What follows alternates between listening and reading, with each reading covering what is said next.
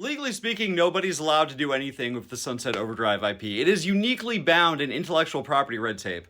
So at the time, Insomniac was independent, and they wanted to make sure that they kept the intellectual property rights to whatever they made next, because all the other deals that they had ever done of Sony or EA or whatever, the publisher owned the IP. So they were like, we have to own this IP, but we do need to find a publisher. Microsoft comes in and they're like, we'll publish your game and you can keep the rights, but we want the publishing rights to the first two games. So you own the intellectual property, but the publishing rights of the first two games are ours. At this point, you might be asking yourself, what two games? There was only one Sunset Overdrive, and therein lies the problem.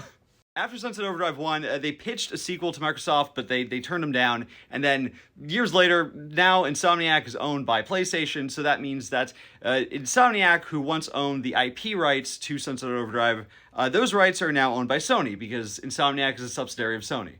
But since there was never a second game published, Microsoft still owns the publishing rights to the second game. So Microsoft can't make a Sunset Overdrive 2 without Insomniac, because Insomniac owns the IP. And Insomniac can't make Sunset Overdrive 2 without Microsoft, because Microsoft owns the publishing of the second game.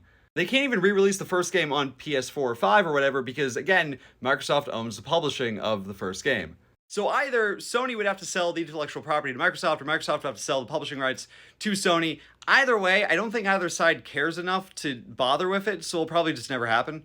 It's also just kind of funny and ironic that the IP that Insomniac was dead set on making sure they retain the rights to is the one that they can never do anything with ever again.